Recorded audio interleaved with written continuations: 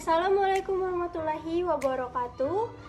Di sini saya akan presentasi dengan minmap di samping.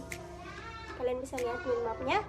Nah, saya akan membahas tentang tunawicara.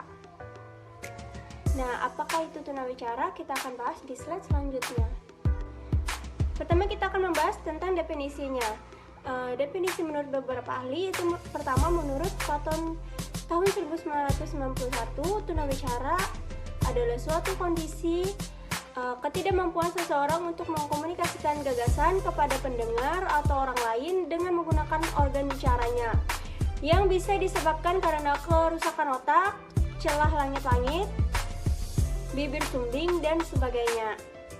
Yang kedua adalah menurut Fauziah 2012, tunawicara adalah suatu hambatan di dalam komunikasi verbal berupa gangguan atau kerusakan suara, artikulasi bicara, dan kelancaran bicara. Penyebabnya terutama adalah faktor genetik, keracunan makanan, tekanan darah tinggi, dan penyakit tetanus yang menyerang bayi pada saat lahir.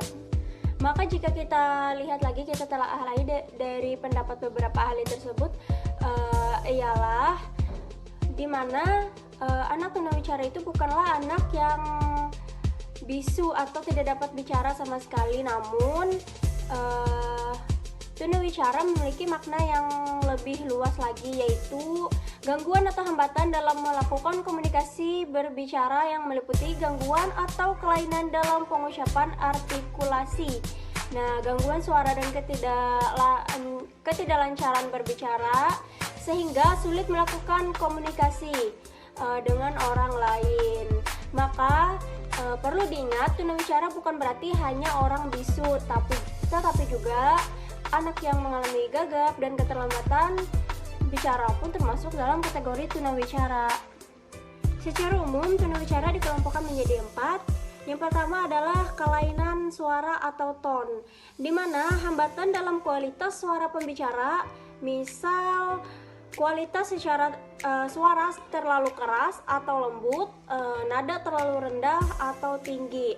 Yang kedua adalah kelainan artikulasi, nah, di mana keadaan suara bahasa diganti, dihilangkan, sehingga lawan bicara itu sulit memahami. Misal kata sup diucap sup ada huruf H-nya, dan juga kata senang diucap cenang. Nah, itu contohnya. Yang ketiga adalah gangguan kelancaran berbicara, di mana ketidakmampuan dalam timing berbicara, ketidakmampuan dalam mengontrol pernapasan saat bicara, misal orang yang gagap. Nah, bicaranya itu tersendat-sendat, pengulangan kata yang panjang itu terpatah-patah.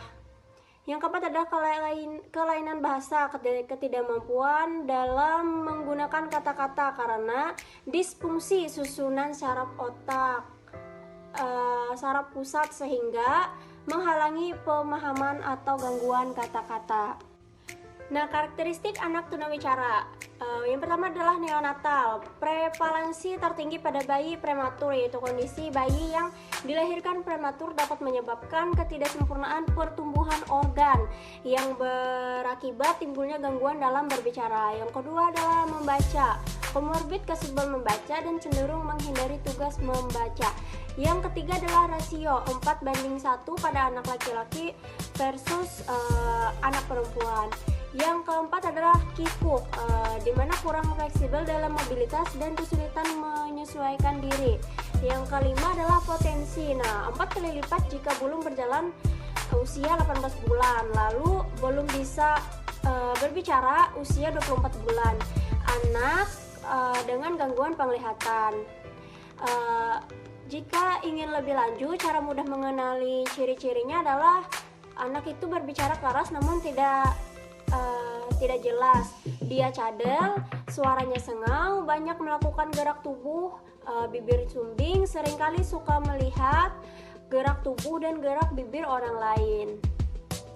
Nah, faktor penyebab dari anak tunawicara, yang pertama adalah faktor genetik. Sudah pasti faktor genetik adalah faktor keturunan, maka 0-25% itu terjadi pada perempuan, dan 25-50% itu terjadi pada laki-laki. Yang kedua adalah prenatal. Nah, prenatal terjadi pada masa anak masih dalam kandungan atau ibu saat hamil. Ini terjadi komplikasi zat berbahaya yang dikonsumsi ibu hamil tersebut, atau mengonsumsi zat adiktif atau sedang stres dan malnutrisi ibu. Yang ketiga adalah neonatal, terjadi ketika bayi dilahirkan karena beberapa hal seperti induksi, ketuban pecah, kekurangan oksigen yang menyebabkan kerusakan saraf dan otak yang berakibat ketidaksempurnaan pertumbuhan organ, salah satu organ bicara. Yang keempat adalah postnatal, terjadi pada bayi setelah lahir mengalami berbagai gangguan, misalnya